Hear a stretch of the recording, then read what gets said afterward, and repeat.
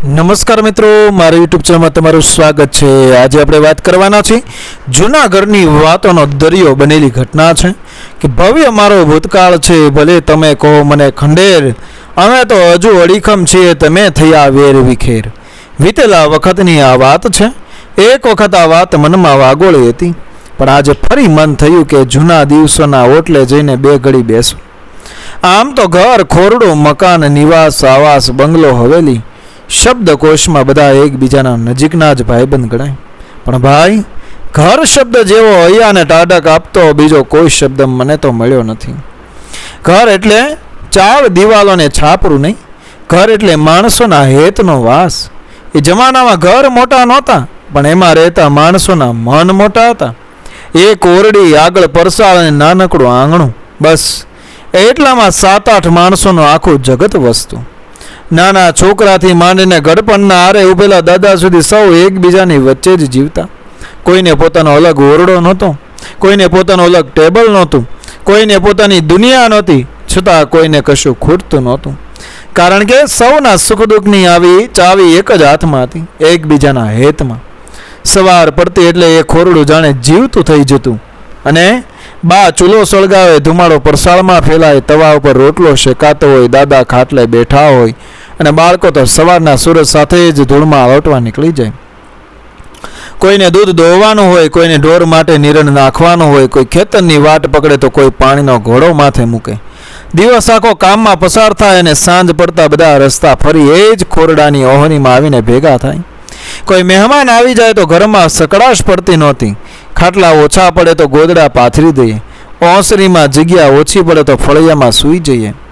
મહેમાનને ક્યારેય એવું નહોતું કહેવું પડતું કે જગ્યા નથી, જગ્યા તો હતી જ, કારણ કે હૈયામાં જગ્યા હતી।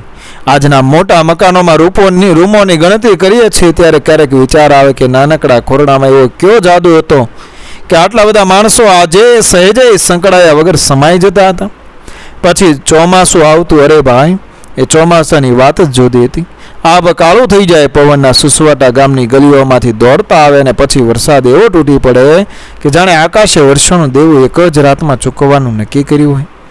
નળિયા ઉપર પાણીના ધોધ પડતા, છાપરું ધ્રુજતું, બારણું પવનથી ધડાધડ અથડાતું, છતાં ઘરમાં બેઠેલા લોકોને એક જાતની નિરાત રહેતી, કેમ કે ઉપર આકાશ કેટલું ગાજે, બહાર પવન કેટલો પણ તોફાન કરે, પણ અંદર આખું કુટુંબ એક સાથે રહેતું। એ કાચી માટીની દિવાલો હતી, પણ એ જ દિવાલો કેટલાય ચોમાસા આપણા માથે બેઠ્યા હતા।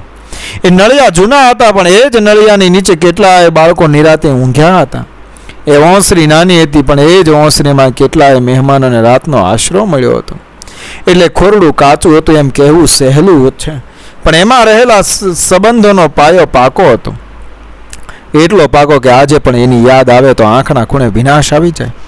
આજે એ જ ખોરડું ગામના કોઈ ખૂણે જર્જરિત હાલતમાં ઊભું છે, દિવાલોમાં તિરાડો પડી ગઈ છે, નળિયામાંથી કેટલાય ખસી ગયા છે, બારણું એક બાજુ ઢળી ગયું છે, અને આંગણામાં ઘાસ ઉગી ગયું છે। આપણે જ્યાંથી પસાર થઈએ ત્યારે સહેજ નજર નાખીને કહી દે, અરે આ તો ખંડેર થઈ ગયું, પણ ભાઈ જરા એની પાસે ઊભા રહીને જો, કદાચ ખોરડું તને ઓળખી જશે, કદાચ ધીમેથી કહેશે, હા તારા માટે હું ખંડેર છું, પણ મને તારો ભૂતકાળ યાદ છે। તું નાનો હતો ત્યારે મારી જ ઓસરીમાં દોડતો હતો, તારી બા મારી જ પરસાળમાં બેસીને રોટલા ટીપતી હતી, તારા દાદા મારી દિવાલને અઢેલીને હુક્કો ગડગડાવતા હતા, તારા બાપુ ખેતરેથી થાકીને આવતા ત્યારે મારી જ ઓસરીમાં બેસીને બે ઘડી હાશકારો લેતા હતા। ચોમાસાની રાતે જ્યારે આબ ફાટતું ત્યારે આખું કુટુંબ મારી જ છાંયડી નીચે ભેગું થઈને પડ્યું રહેતું હતું। મહેમાન આવે ત્યારે ખાટલા ઓછા પડતા તો મારી જ ધરતી પર ગોદડા પાથરીને એણે સુવાડતા હતા। તારા બાળપણની કેટલી શરારતો મેં જોઈ છે, કેટલાય રડવાનું મેં સાંભળ્યું છે, અને કેટલાય હાસ્ય મારી દિવાલોએ સાચવી રાખ્યા છે। એ ખોરડું કદાચ આટલું કહીને ચૂપ થઈ જાય, પણ એની એ ચૂપમાં આખી એક પેઢીનો અવાજ સંભળાય। આજે તું મોટો થઈ ગયો છે, કાચા કોરડાને છોડીને પાકા મકાનમાં વસ્યો છે, 2-3 માળની હવેલી છે, અલગ અલગ રૂમ છે, દરેક માટે પોતાની જગ્યા છે, ઘરમાં એવી સગવડો છે જેની કલ્પના એ જૂના જમાનામાં પણ ન કરી હોય। ત્યારે પણ ક્યારેક મનને એક સવાલ પૂછે, મકાન મોટું થયું કે ઘર? માણસોની સુખ સગવડ વધી કે માણસો વચ્ચેનું અંતર? પહેલા 7-8 માણસો એક જ ઓરડીમાં રહેતા છતાં એકબીજાથી દૂર નહોતા. આજે 2-4 માણસો આખી હવેલીમાં એ રહે છે છતાં એકબીજા માટે સમય કાઢવો એ મુશ્કેલ બની ગયો છે. પહેલા મહેમાન આવે તે ઓસરીમાં જગ્યા થઈ જતી. આજે જગ્યા ઘણી છે પણ મનમાં ગણતરી થવા લાગી છે. ત્યારે પહેલા ખાટલો ઓછો પડતો તો જમીન હતી. આજે પથારી ઘણી છે પણ સાથે બેસીને બે ઘડી વાત કરનાર માણસ ઓછા થઈ ગયા છે. પહેલા ઘરમાં અવાજ વધારે હતો પણ એ અવાજમાં હેત હતો. આજે શાંતિ વધારે છે પણ ક્યારેક એ શાંતિમાં એકલતાનો પડઘો સંભળાય છે. એટલે જ મને એ જૂનું ખોરડું ખંડેર લાગતું નથી. મને તો આજે પણ અડીખમ ઉભેલું દેખાય છે. એની દિવાલો ભલે તૂટી રહી છે પણ એની યાદો ત્યાં તૂટી છે. ક્યાં તૂટી છે? એની છત ભલે ગળી રહી છે પણ એની છાંયડી ક્યાં ગઈ છે? એની ઓહરી ભલે વેરાણ પડી છે પણ એ ઓહરીમાં પડેલા આપણા બાળપણના પગલાં આજે પણ મનની આંખે દેખાય છે. એને આપણને વરસાદથી બચાવ્યા, તડકાથી બચાવ્યા, ઠંડીથી બચાવ્યા અને સૌથી મોટી વાત એણે આપણને એક સાથે રાખ્યા. આપણે એને છોડીને આગળ વધી ગયા પણ એણે આપણો ભૂતકાળ છોડ્યો નહીં. એ બધું આજે એની માટીમાં, એની દિવાલોમાં, એની ઓહરીમાં અને એની ધૂળમાં સાચવીને બેઠું છે. એટલે કદાચ ખોરડું આપણને જોઈને કહે છે તમે મને ખંડેર કહો છો એ મને મંજૂર છે પણ એટલું યાદ રાખજો કે હું ખંડેર થયો ત્યારથી તમે જે વેરવિખર થયા છો એની સાક્ષી હું છું. મારી પાસે કોઈ ફરિયાદ નથી. સમયને તો પોતાની ગતિએ જ ચાલવાનું છે. જૂના ઘર તૂટવાના, નવે હવેલીઓ ઊભી થવાની ને પેઢીઓ બદલાવાની.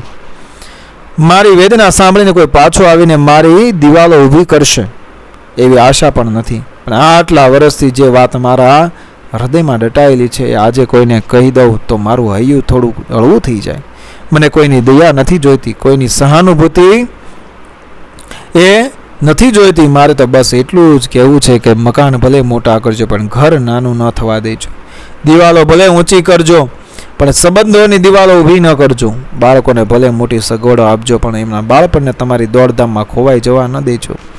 કારણ કે એક દિવસે બાળકો પણ મોટા થશે, પોતાની દુનિયામાં ચાલ્યા જશે ને પછી તમારી પાસે બધું હશે. મોટું મકાન, સુંદર ઓરડા, મોંઘું ફર્નિચર, સગવડ અને સુખ પણ કદાચ જૂના ખોરડાની ઓહરીમાં મળતી જાય હૂંફતી એ ફરી ક્યાંય નહીં મળે.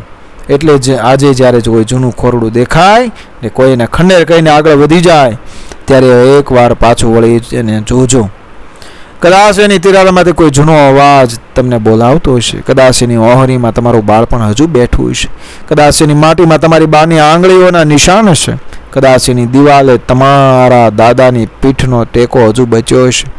અને કદાચ એ તમને એટલું જ કહેવા માગતું હશે ભાઈ મને ભૂલતો નહીં, હું તારો જૂનો ઘર છું, તું મને છોડીને ગયો છો પણ તારા દિવસો મેં છોડ્યા નથી. મિત્રો, વિડીયો પસંદ આવ્યો મારી ચેનલને સબસ્ક્રાઈબ કરો, ફોલો કરો, શેર કરો. મળી આવી જ ઘટનાના પ્રેરણાદાયક વાર્તાઓ સાથે આગળના વિડીયોમાં બન્યા રહેજો મારી સાથે. જય શ્રી કૃષ્ણ. રાધે રાધે.